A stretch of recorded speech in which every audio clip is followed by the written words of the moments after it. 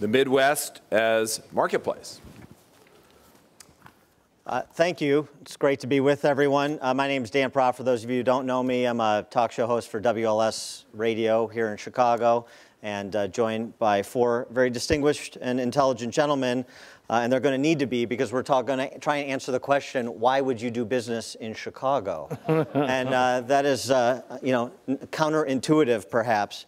But I want to start with John Cockrane, who you've got all the bios and the collateral here. All you need to know about John Cockrane is he's got a bachelor's degree from MIT. So there's his credential, there's his qualifier.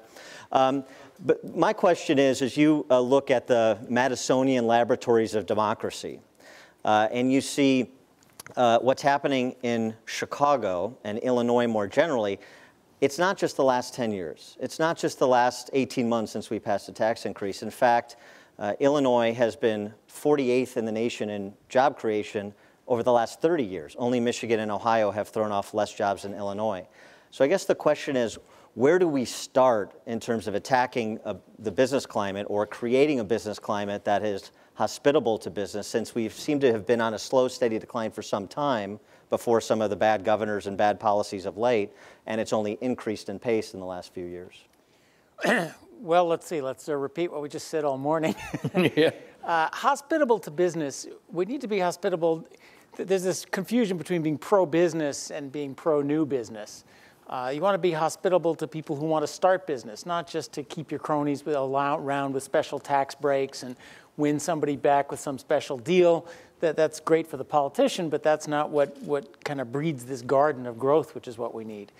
As I look at it, yeah, the taxes are high, but the taxes are chaotic. The regulatory impediments are a lot of the problems to getting those new businesses that ferment going. One good story was, this was just from the newspaper, my president, Zimmer, when Rahm Emanuel took over as mayor, one of his first things he did is he went to the university and said, what can we do to make things better? And Zimmer told this story of, we wanted to put in lights across the Midway so our students could cross, and it took us 2 years to get the permits. We wanted to put up a building in Beijing in order to have an outpost there. It took us 1 year from having the idea to opening the door. So much easier to do business in an evil communist dictatorship than in the city of Chicago. Well, I think they heard that, but there's all this sand in the gears of getting the alderman's approval and the various regulatory things going. I think that's the problem.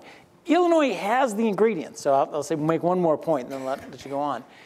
So I work for the University of Chicago, and when we look around where these engines of growth are, like Silicon Valley, for example, one of the things you build on is great educational institutions. And we bring in students from all over the world.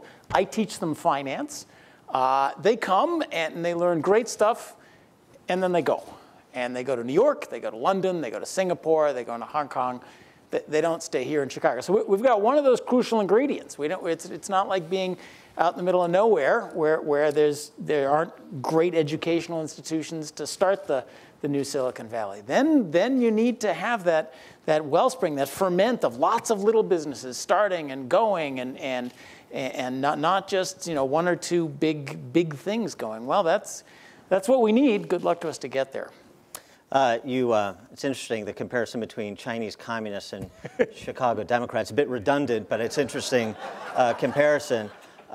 You mentioned education. So one of the things I understand from a Federal Reserve Bank of New York study from a couple years ago, Illinois, and this I think was probably going to come as a shock to people in Chicago and with universities like University of Chicago, Northwestern, University of Illinois, others. Illinois, 46th in the nation in where college graduates choose to live, behind even West Virginia. So what does that say in these times about what Illinois isn't doing and what it should be doing to attract the best and the brightest despite great institutions of higher learning? Yeah, we have great institutions. We have a gorgeous place to live, and yet it's not the place to go for young people, which isn't just individual businesses. The hard part, especially in financial services, what would it take for Chicago to be the hot spot for financial services? Well, not just one big business like the CME or getting David to come here with some special tax deal to have one business. That doesn't do the trick. You know, what the hot spots have is lots of little companies, so that, you know, my students, if they get a job in Chicago, well, it's much harder for them to hopscotch to the next job. That's what the exciting place is. You go somewhere, it works for a while, you hopscotch to another job, that network of connections, of new ideas happens. That's not happening here, and it's sad to see. You know, I live in Hyde Park. Lots of students come. Every other university place I go to, you know, Berkeley, Harvard, Stanford, the people come and they never leave. And for us, they come and they leave. That's too bad. Now, the other part is the other part of our educational system. We got great universities. We don't have so great on the other end. Actually, before I went to MIT, I'm actually a graduate of the Chicago Public Schools. And they can do a good job, but they're not doing a good job for so many of our people who really need it. And like David said, you need a good educated labor force at all levels if you're going to start a business. Well, we're failing on that too. Thank you very much. Ike Bannon. Ike Bannon is the Director of Economic Policy for the American Action Forum. You've recently done some work on capital gains rates, rates on investment income essentially, and at the state level, kind of comparing state to state. I guess my question would be, what are the states that are doing it, or which are the states that are doing it right? And also, how, from a translating ideas into public policy perspective, do you message on capital gains so that you're not getting drowned out by people who just think if you're talking about capital gains tax rates, you're just talking about tax breaks for the rich? I think it's very difficult to get through. And the point economists always make when you talk about taxes is that the person who's actually writing the check is not the person who's paying the tax. The corporate tax rate is not borne by the corporation. It's not really even borne by the shareholders. It's split between the shareholders, the customers, and the workers. And the last 20 years has been really a sea change in economics. As John can tell you, we just have a lot more data available, and we're able to look at a lot more things in much greater detail than we could when we did our dissertation 20 or 25 years ago.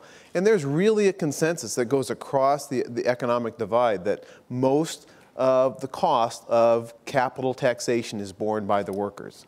The more we tax capital, the less investment we have, the less investment companies make, the less productive the workers are, and ultimately it's productivity that determines the wages of a worker. So the state of Illinois can tell everybody, well, look, we're mandated by the Constitution to have a proportional income tax rate on individuals, so the only way we can make our tax code progressive is to really tax capital gains and make sure we have a high tax on corporations, but that doesn't do anybody any favors at all. It means we're going to have fewer jobs, and the jobs that remain here are going to be less productive.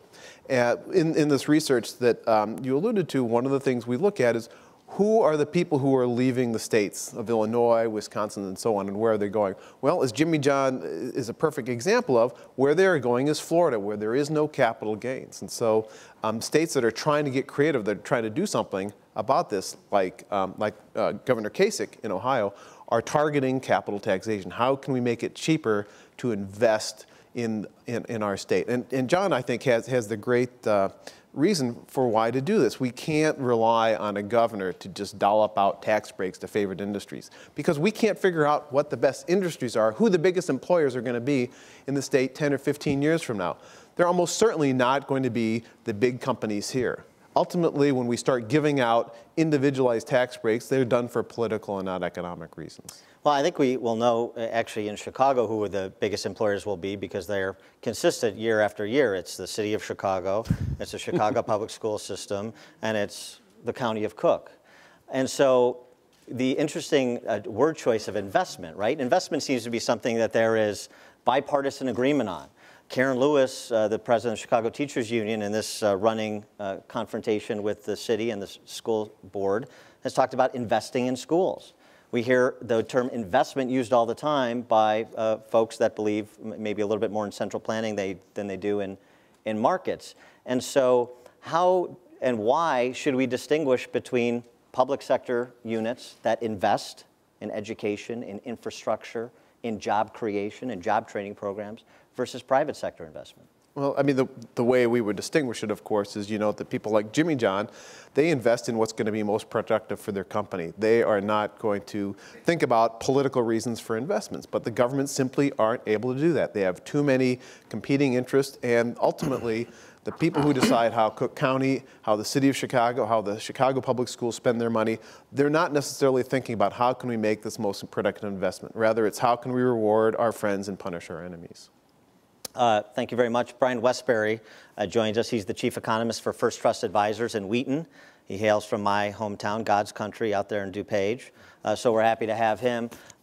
Brian, the issue of unfunded liabilities. Right.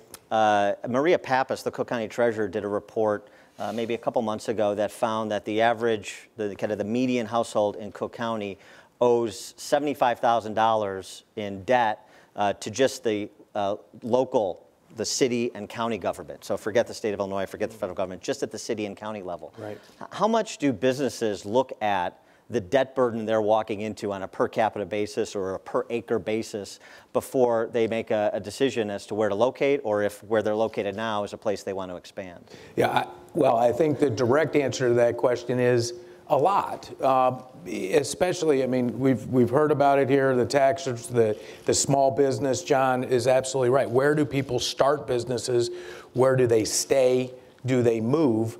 And it's very clear that in Illinois, over the past 30 years, we've been on a downward spiral. We're in a death spiral, if you will, a vicious downward spiral where you have higher taxes, higher unfunded obligations, which makes a worse place to do business, which attracts fewer people, which attracts fewer businesses, and it keeps heading down. And you can see that. I've put some charts on everyone's seat in the credit default swap spread market. Illinois has this is the cost of buying insurance. We heard about this a lot back in 2008, but the insurance on a bond. If you want to buy a bond and then you want to insure it against default, how much does that cost? This is, if you're a bad driver, you pay more for insurance than a good driver.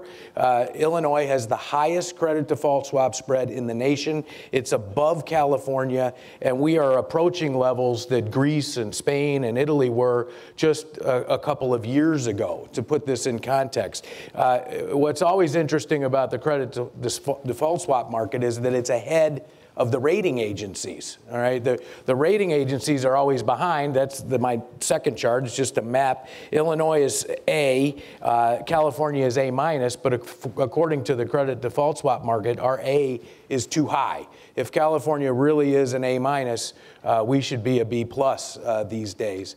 But then to get directly, I did some math recently, just to kind of make it apparent, if you're thinking about buying a house or moving to Illinois, what is the cost of this unfunded liability? And it's on the very last chart. In Illinois as a whole, on average, per acre, we Illinoisans pay $729 an acre in property taxes. But if you look at that same piece of property per acre, it's got $2,200 or $300 of unfunded liabilities attached to it. You know, if people can leave, but the property can't. So if the property has to support the unfunded liabilities, it's $2,300 per acre. Now, we all know that in the wealthier communities, Cook County, Lake County, DuPage, and there's lots of others, that the property taxes are much higher than they are for the state as a whole. I mean, remember, the state has a lot of farmland, and there's very low property taxes on farmland.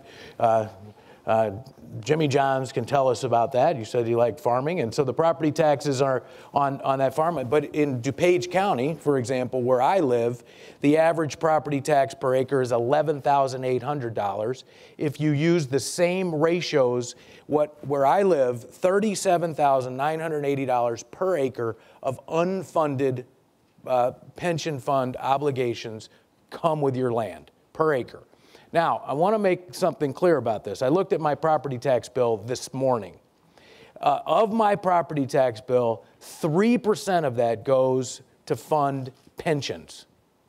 So if I take that 3% and compare it to what I calculated per acre, it would take me 98 years of my current pension fund payments every year to pay off my obligation to the pensions. Because remember, property taxes fund schools this year to the tune of 97% of those property taxes. Only 3% goes to the pension funds. So right now, the obligation on my land is 98 times my current annual payment. Now, I'm not saying that businesses sit down and calculate this when they move or think about where their employees are going to live. But what happens is that the burden of those taxes, the burden of those unfunded obligations, the credit rating, the higher cost of borrowing, the higher cost of employees, the higher cost of land, all of that begins to make us less competitive versus other states. We begin to lose businesses. We lose business relative to businesses doing in business in other states. And that's what creates that vicious downward spiral. We are in the middle of it right now. We have to change course, or we will, the whole state will eventually look like Greece does today, or Detroit does today, where it's a vicious downward spiral where you are literally chasing your tail and you cannot get out of it. 98 years, that's not as bad as I thought. That's thank you for striking that optimistic note. Yeah. So we have to pull out of this death spiral. Right. So what's the first order of business? I mean, in the Sun-Times today and yesterday, there's stories about how people are gaming the workers' comp system to the tune of hundreds of thousands of dollars, really millions of dollars over the course of their lives. So you've got a workers' comp system that makes us uncompetitive. You've got the largest unfunded public sector pension liability in the country, which makes us uncompetitive. You've got the tax burden, which makes us uncompetitive. You've got the worst credit rating in the nation, which makes us uncompetitive. You know, where do you start? I know politicians say we're going to do everything at the same time, but is that realistic? And if it's not, where do you start? Yeah, this is where Aaron's here, so we can talk about what the politicians are thinking. But we have to change our pension system. The problem is, because of a 1970 state constitution, it's now in the Constitution. We have to, these pensions are protected by the Constitution of the state of Illinois. I mean, you know, you almost have to change that before you change the pension system, it seems to me, unless, I don't know, unless you get them to go on strike and then fire them. But we're not to the point where we seem to be willing to fix this. And it makes me sad. We're going to lose more business. I think, in a way, I hate to say this, but it almost has to get worse before it gets better. I don't know. I hate to be so. I'm an optimistic person usually, but I think the state of Illinois has such big problems and such knotted political processes that it's almost impossible for us right now to get out of it. Without a sustained effort over the next 10 to 20 years. Congressman Aaron Schock joins us, of course. Congressman Schock on the Ways and Means Committee in the House, served in the Illinois General Assembly prior to that. Congressman Schock, when Malcolm Wallop retired, a former U.S. Senator from Wyoming, when he retired in 1994 in advance of the Gingrich Revolution, he had lamented what the Republican Party had become, saying that if congressional Democrats introduce a bill to burn down the Capitol, Republicans would compromise and agree to phase it in over 3 years. I wonder what the feeling is on the Hill now with Republican control of the House and Democrat control of the Senate in terms of the kind of federal policy changes that would be most beneficial to states that have all of the problems that Brian Wesbury just described, like Illinois. Well, a couple things. First of all, I think the Republican majority of today is not the Republican majority of 1994. And as evidenced by the policies that we're advancing, as evidenced by the type of candidates that are coming forward, without a doubt, the colleagues that I serve with who've been there longer than I've been alive are first to tell me that the Paul Ryan budget that passed the House of Representatives the last 2 years, that bends the cost curve on entitlements, that lays out a framework for tax reform, that got more votes in the House of Representatives than any budget that's passed in the last 20 years under Bush, Clinton, or Obama, obviously, does tough things. And so I think first it speaks to the desire of those who've run for office and the new Republican majority that's in the House. What are those policies? First, you got to have tax reform. The Democrats and the Republicans in the Ways and Means Committee have had 23 hearings over the last year on tax reform. There is broad agreement among Democrats and Republicans on the Ways and Means Committee about what needs to be done. After Dave Camp, the chairman of the committee, laid out our framework, which is basically dropping the corporate rate down to 25%, getting rid of most of the deductions. You got to get rid of about 5 of the 6 big deductions for corporations. Individuals, collapsing the top 6 rates, or the 6 rates for individuals down to 2, a 10% rate and a 25% rate. Again, having to get rid of most of the deductions. Sandy Levin, who's the ranking Democrat, the top Democrat on the committee, came back and said, we like your proposal. We're not opposed to a territorial tax system, which is something very important to multinational companies. We just think the top rate is going to have to come down closer to 27%, not 25%. In Washington, D.C., that's pretty darn close. Now, I tell you that because that's Republicans and Democrats in Congress. That is not the White House. And where there is huge disconnect right now and a lack of leadership is coming out of the administration. The president's proposal on tax reform does the complete opposite to what we're trying to do to make America more competitive. For example, let me just use multinationals, which are headquartered in my hometown, here in Chicago as well. These are people who make money overseas. Republicans and Democrats on the committee, a majority of them have agreed, we need to move to a territorial system, which is what most industrialized countries have, all the other OECD countries have, which basically says, look, pay the tax in the country you made it, and we'll be glad to let you bring that money back here to the United States to pay out in executive comp, to pay out in shareholder dividend, or to reinvest here in our country. Right now, we have $1.3 trillion in self-identified money of companies who've raised their hands publicly and said, I have cash in an offshore account I will bring back tomorrow if you let me and invest here in the United States of America. Microsoft, for example's CEO met with us and said publicly, I have $40 billion in cash I'll bring back tomorrow and invest here in the United States of America. That's a $1.3 trillion no-cost stimulus bill that we don't have to borrow any money for, we don't have to tax anybody for, we just have to allow it to come back. Republicans and Democrats agree on that. The president's strategy is, he says not only should we not allow that money to come back, we should tax that revenue of a US-based company, whether they ever intend to bring it back to the United States. So basically making any flagged multinational company headquartered in the United States at a significant competitive disadvantage from any other multinational company headquartered in another country. That, to me, would exacerbate the type of flight that we've seen out of the United States. Organizations like Aon that have left Illinois, not for Indiana, but have left for the UK because of the tax structure. You'd see more InBev type purchases of Anheuser-Busch, where it becomes more and more, for a competitive advantage sake, it makes sense to be flagged in another country. So competition internationally for multinational companies, but a simplification of the tax code. We've lined up, we've brought in, as I said, 23 different hearings on tax reform. I've had the CEO of and the CFO of Caterpillar, which is headquartered in my hometown, sit before me and say, look, we love the R&D tax credit.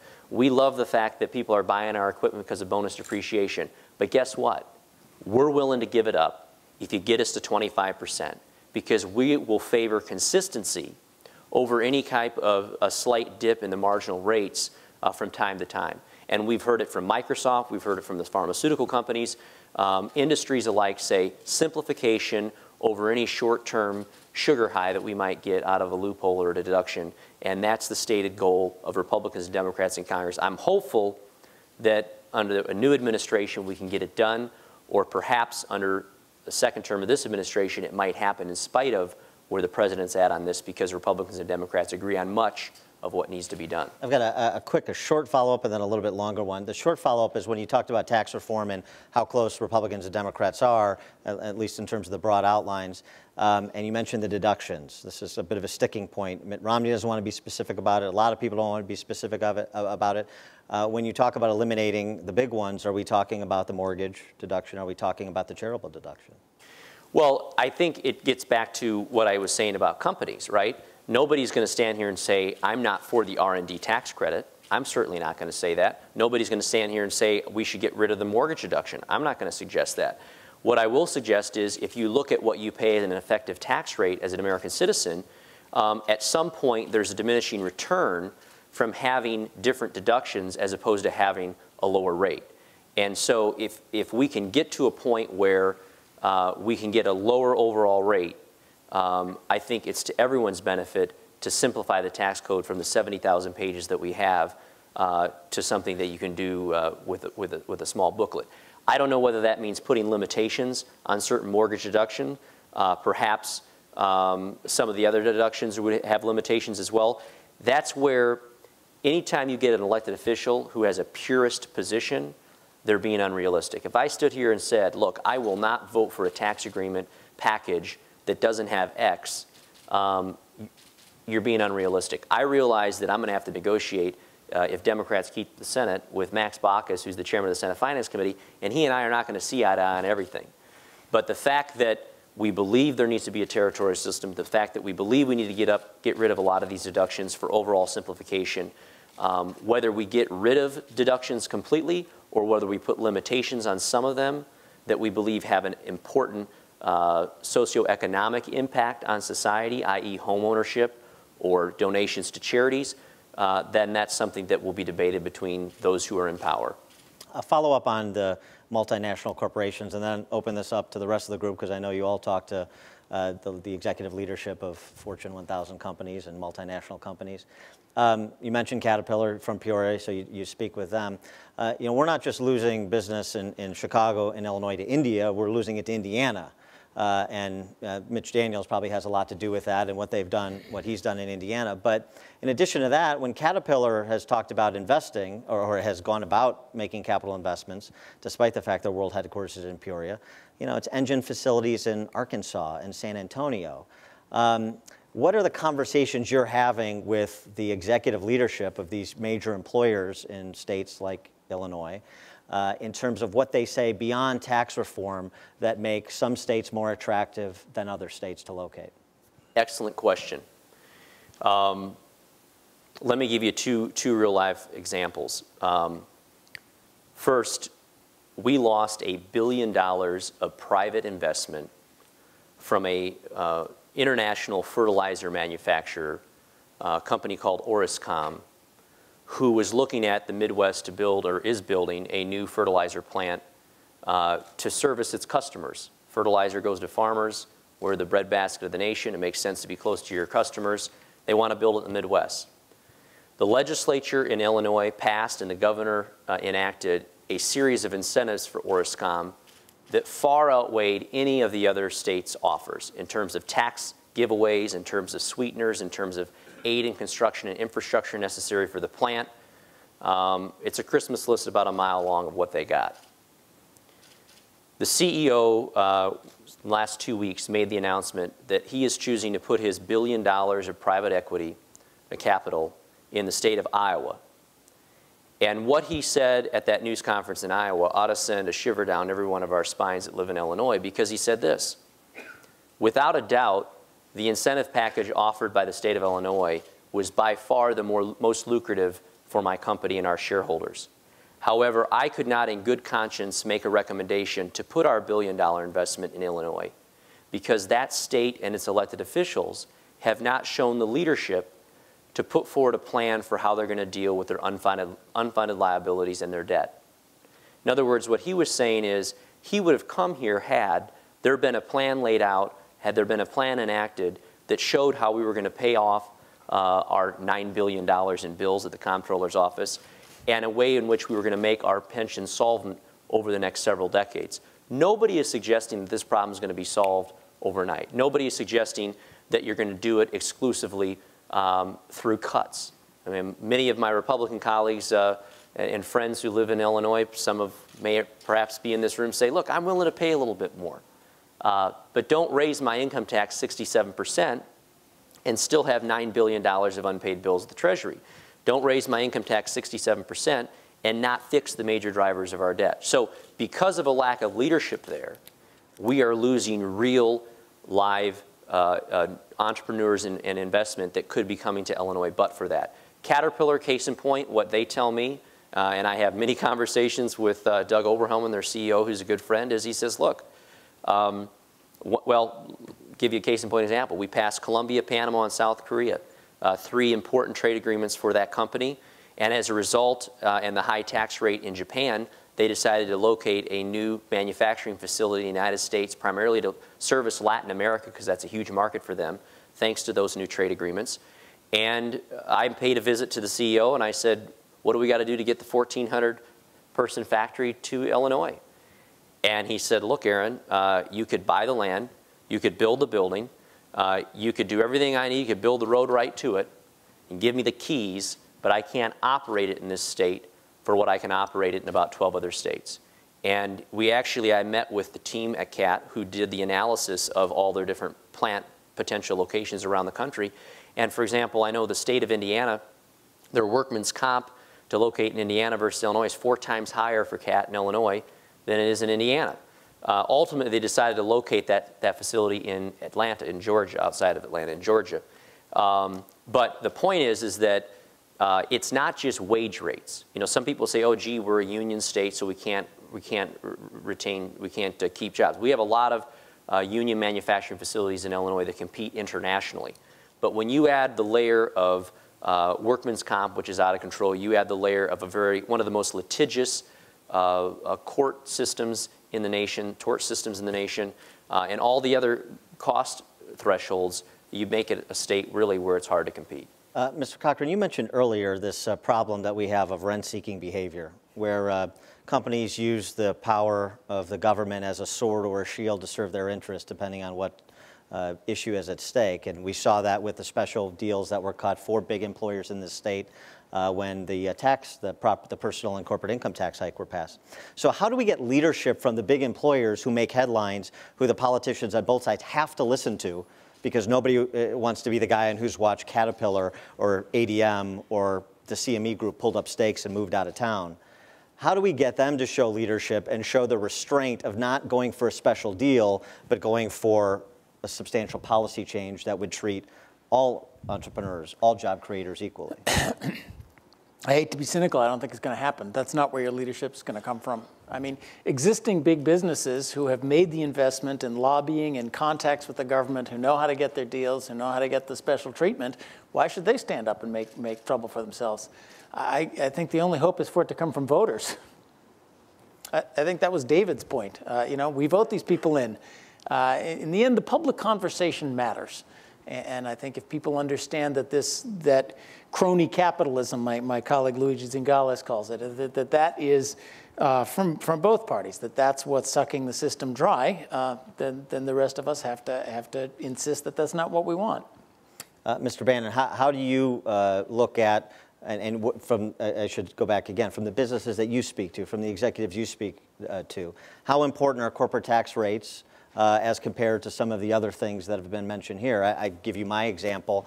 I know a few years ago in Danville, Illinois was competing for a Honda assembly plant that ultimately we lost, and it went to, I think it was Greensburg, Indiana, another victory for Mitch Daniels.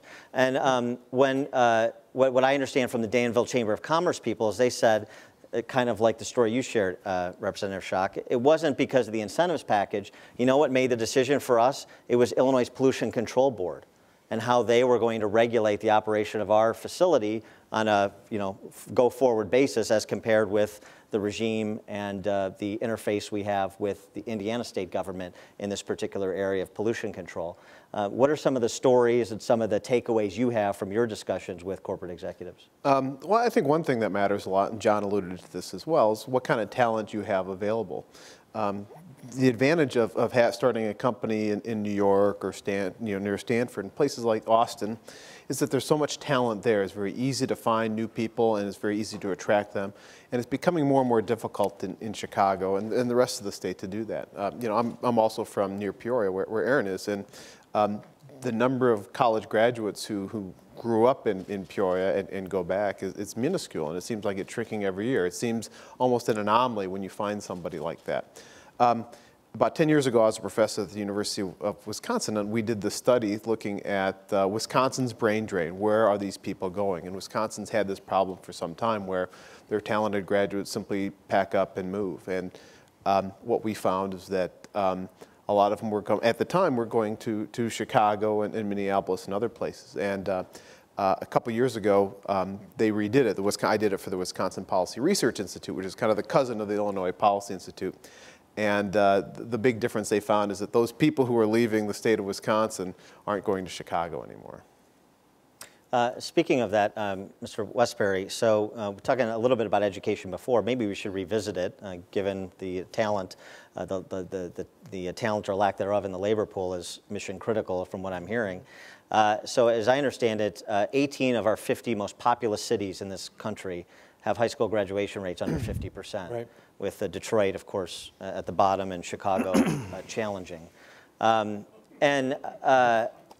So what does that say about the importance of radically restructuring K through 12 education? Is that something that should be a priority? Is that something that should be a leading indicator that we're constantly monitoring, as opposed to the stock market or some of the other short-term, day-to-day indicators about how we think we're doing? You know, I mean, I'm not an expert on education. I'm not even an expert on state finance, but it seems clear to me that when I look around the country, the two biggest areas that we have problems with, and if you want to talk about it, sectors in the economy, are education and healthcare. And those are also the two areas that have the most government involvement. As Milton Friedman would say, the more government involvement we have, the higher the prices and the lower the quality. And it seems to me that that's obvious today. However, once you get down into the nitty-gritty, people are making decisions, as we see with the strike, that are based not on the outcome that we want, educated children that can reach their full potential, but on the selfish issues of my pay, my pension, my work rules, those kinds of things. And by the way, this has been going on, and Amity, your piece in the Tribune today hits this. It's about deals. It's not about the price. It's not about the market. And I want to go back. I mean, you've just reminded me, I didn't come here to talk about this today, but I worked with a guy named Bob Janetsky, who back in the early 1980s at the Harris Bank, we did some of the original work on state taxes and state growth rates. Bob was a pioneer in this area. Sears was a supporter of us. I mean, this was back in the early 80s, and I believe they paid us $50,000 a year to continue this research. All right? They were a free market. Their government affairs office was conservative, free market. Sears was pushing this. They wanted this, and then they wanted to move out of the Sears Tower and to Arlington Heights. The state offered them $130 million. And again, this was a long time ago, would be a much bigger package today. And Bob Janetsky, who was a man of integrity, came out against this because every dollar that we were going to give Sears was a dollar that other businesses would have to pay, right? I mean, you can't give one company $100 million and not get it from somewhere else. Sears fired us.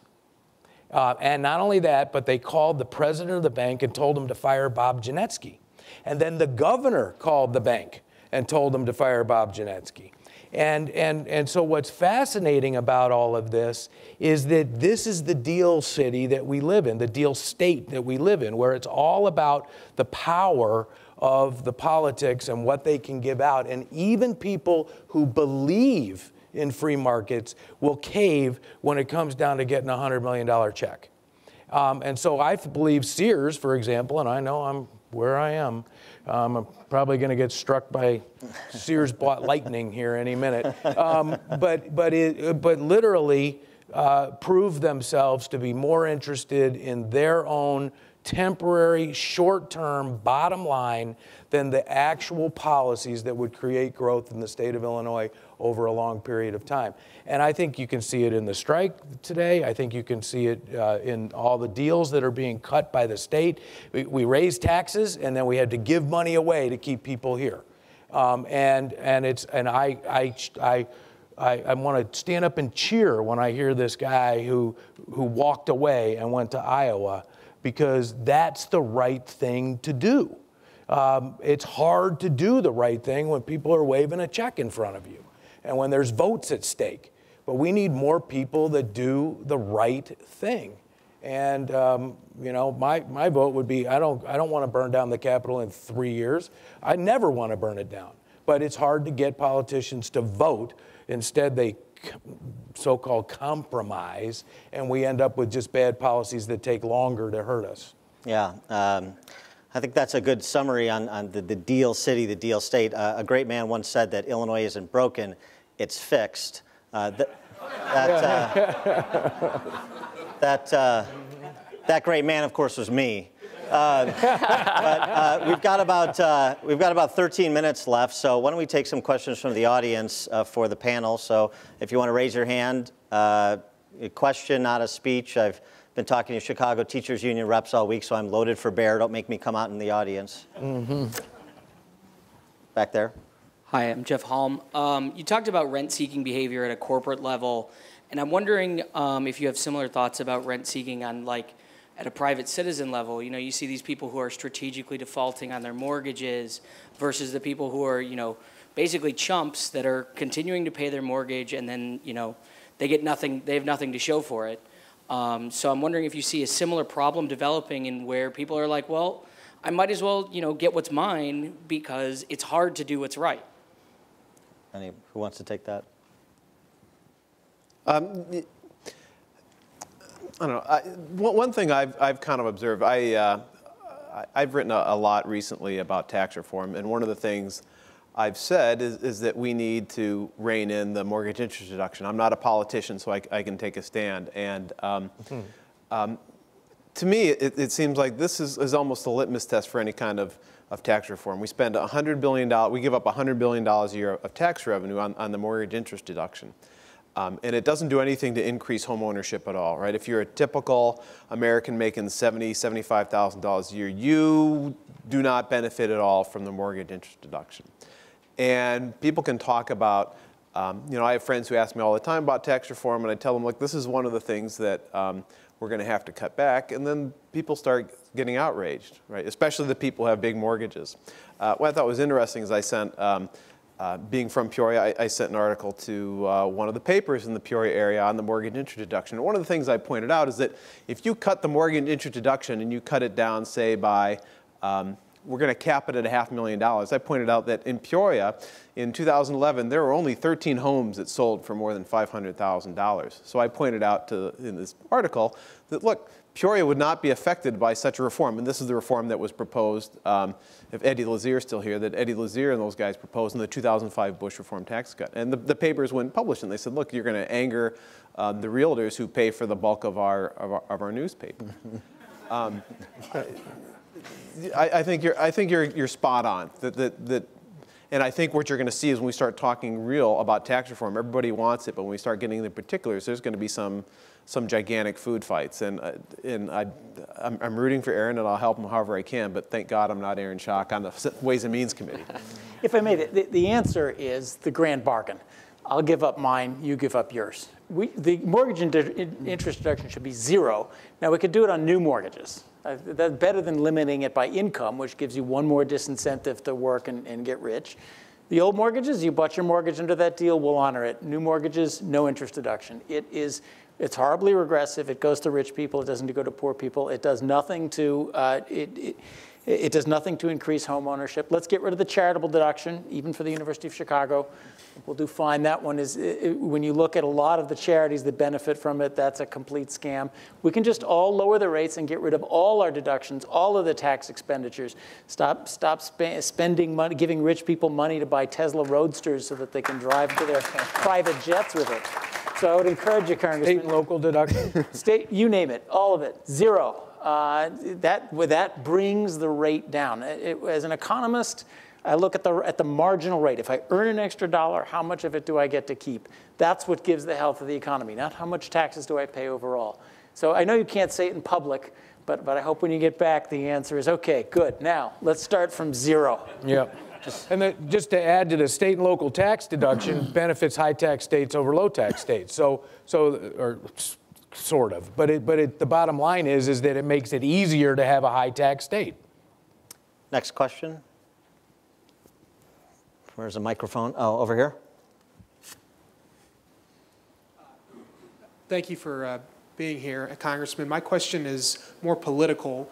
I'm 24 years old, and my generation, it seems like, is going to get kind of hosed with this debt crisis we're facing, and no real economic solution. My question is, how confident are you with our current leadership in Congress that you're going to be able to find an amicable solution to this debt crisis and so many of the other economic woes that are facing our country? And are you asking about the leadership in the House, the Senate?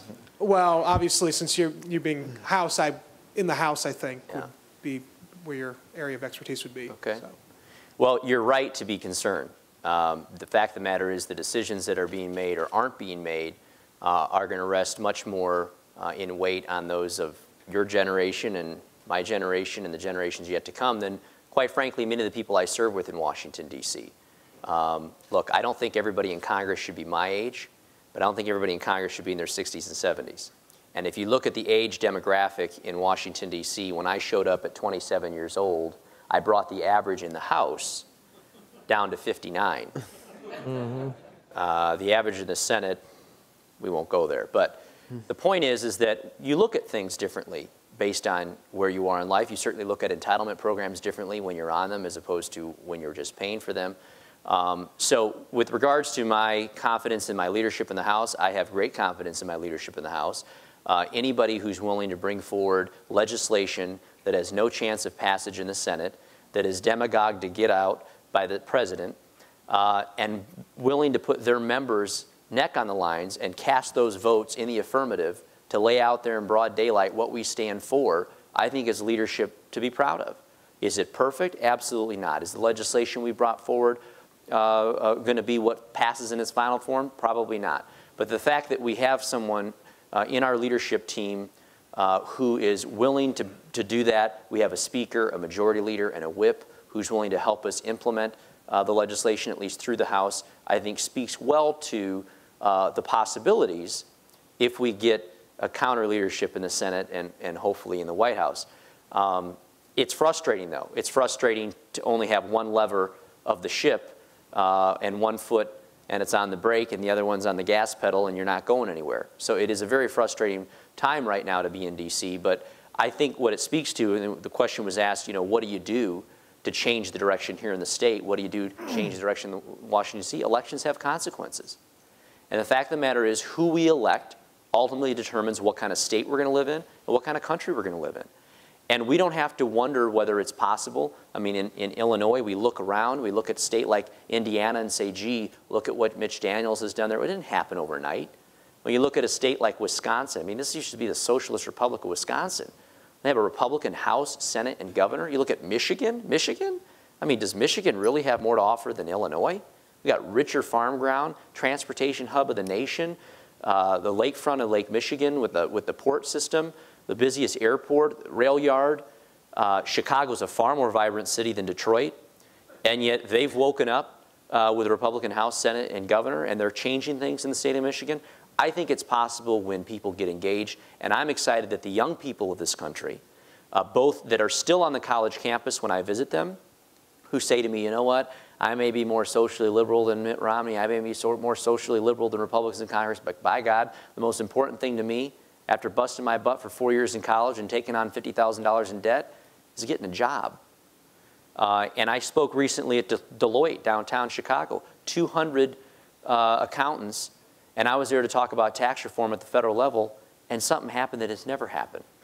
They wanted to talk about state issues because they're busy auditing companies that live in the state of Illinois who are looking at making investments and putting people in other states precisely because of the tax policy. And so there's now beginning a connection between the policies here in the state and even on their own way of life. So I'm encouraged that young people, I think, are waking up to the realities of what's in front of us, the debt burden that's in front of us, and I'm hopeful that this November there's going to be a change. I'd like to follow up on this, though, because this brings us back to one of the questions we mentioned.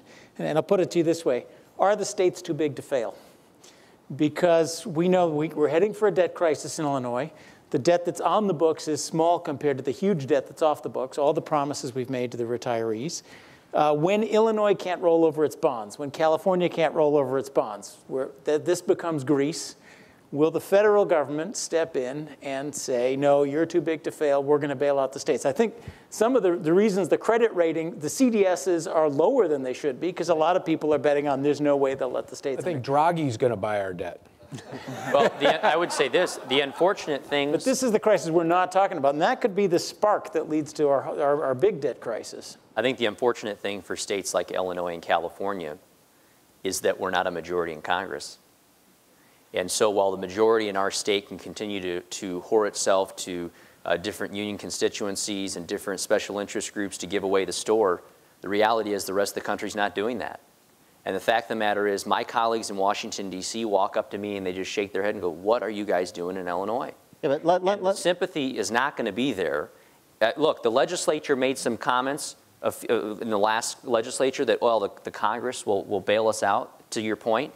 And 11 Republican congressmen, the entire delegation in Illinois, wrote the governor of the legislature a letter, I was a part of it, that said, drop your dream because we're not coming. We're not Santa Claus. We're not going to bail you out. And I don't think that there's going to be a majority in Congress that's willing to do it, even if I voted for it, even if all 18 congressmen that are left now from Illinois voted for it, and the ones from California. There are not enough bankrupt states, thankfully, at this point, and there are members of Congress that are willing to go along with bailouts. But let me press this issue a little bit more, because it's easy to decry the leadership of this state, and follow up on that gentleman's question.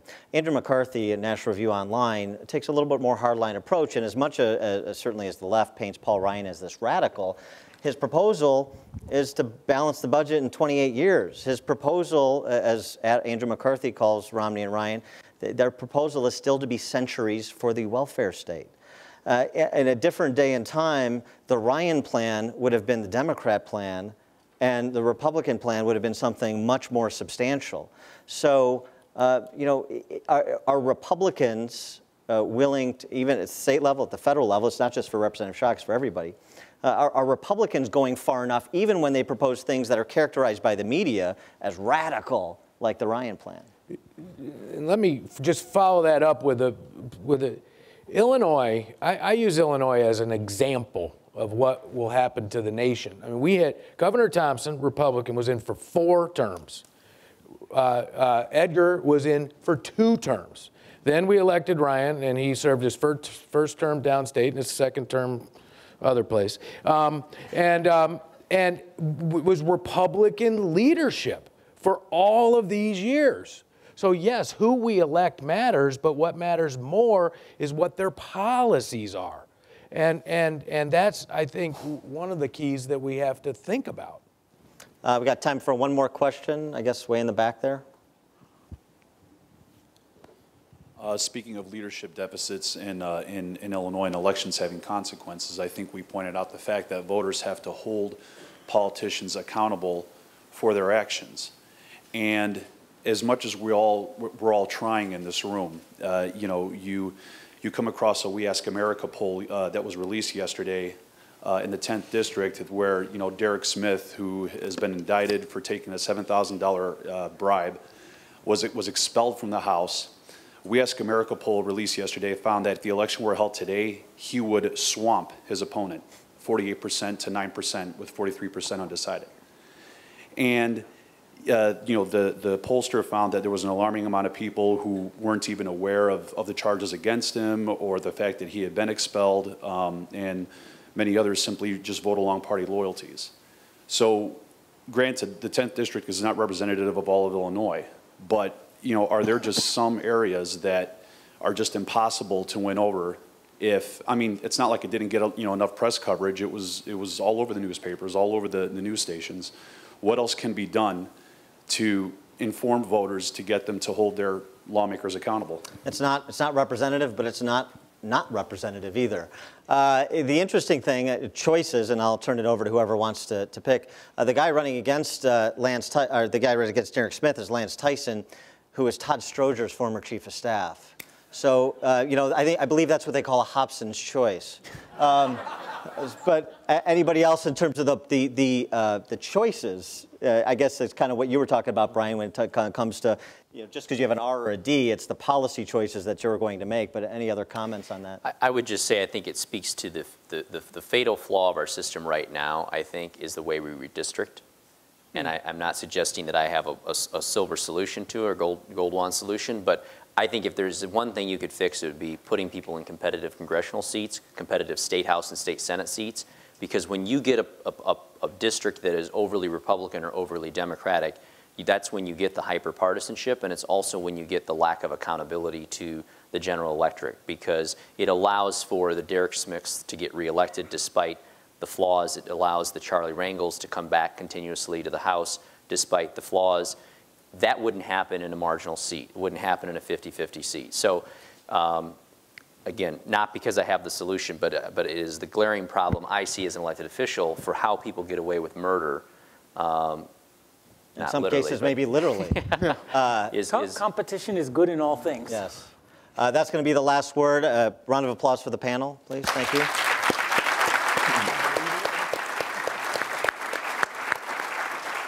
Thank you, Dan. Thank you, Dan. Thank you, Professor Cockrane, and our two fellows, Ike and Brian. And thank you, Congressman. I think we need more 27-year-olds in Congress. No doubt about it. I know. I know you're 31 now. So I love this Chicago energy. So we're going to take a short break. Lunch is downstairs in the beautiful, historic Chicago Stock Exchange room, and that starts at 12:30 on the dot. Okay? We'll see you there. For Mitch Daniels.